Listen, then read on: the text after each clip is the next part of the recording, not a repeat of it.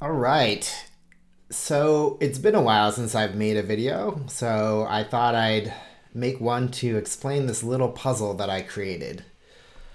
So what you can see here is a puzzle that I shared on Twitter.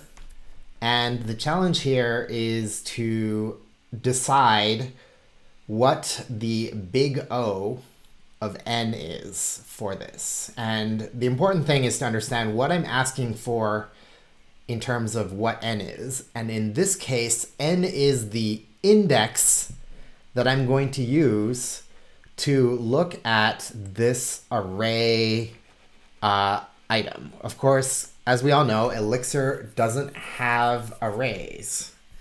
So maybe the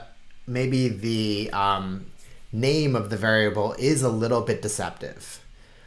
You may think that there might be more than one different answer. Well, the options that I gave were big O of 1, big O of log n, big O of n, and big O of something greater than n.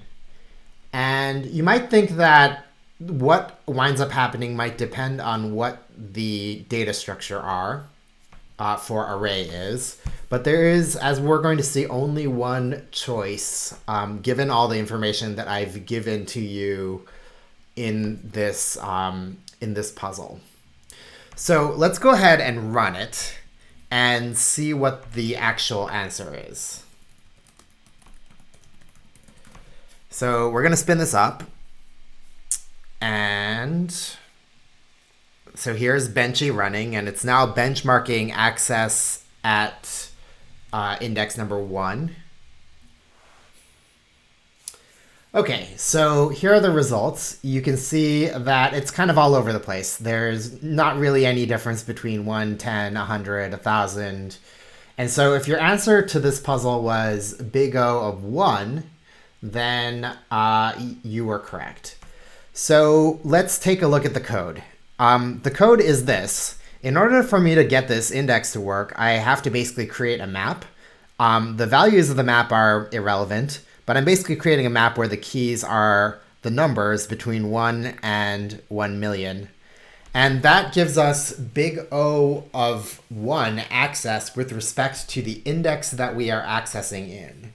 Now, I could have just as easily maybe written something like this. So let's do array equals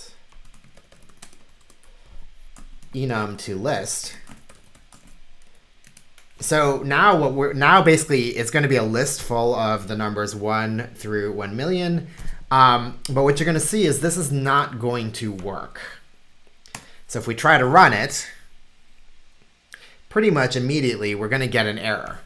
And the problem here is that the access module does not support accessing lists by index. You can't, if you have a list, you have to, if you're using this sort of like a bracketing notation, it has to be a keyword list. So the keys of that have to be an atom. Of course, if you instead made this enum.at access and then index or its array,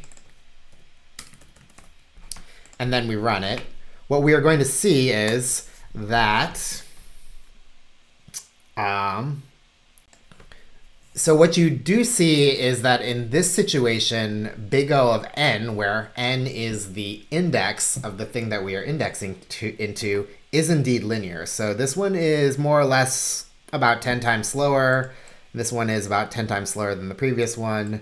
This one is about 10 times slower than the previous one. And this one is about 10 times slower than the previous one. And then over here for probably these guys, we're getting some other sort of artifacts there. But more or less, you can see that this is linear big O of n.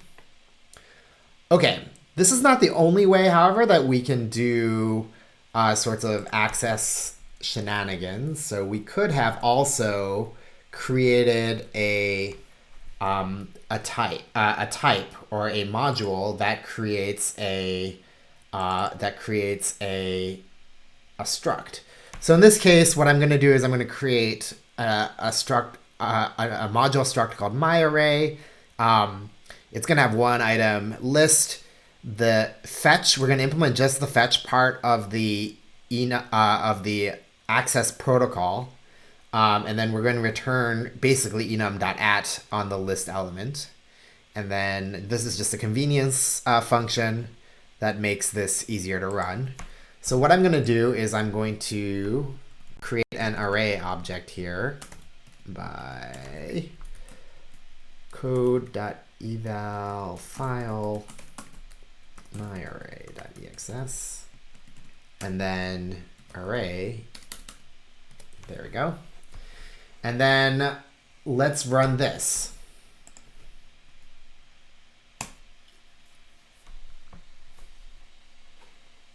Oops.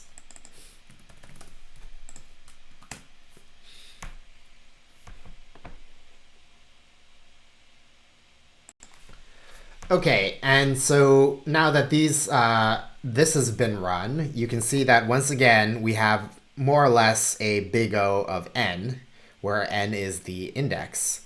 So this one is about 10 times slower than the previous one. This one is about 10 times slower than the previous one, and this one is about 10 times slower than this one, and this one is about 10 times slower than this one. But we know that this can't be a solution because of this comment here where I said no modules were created. Out of the box, the access behavior for Elixir only supports maps and keyword lists out of the box. Everything else has to be done via the creation of some sort of module that creates an associated struct. So the answer to the problem is big O of 1.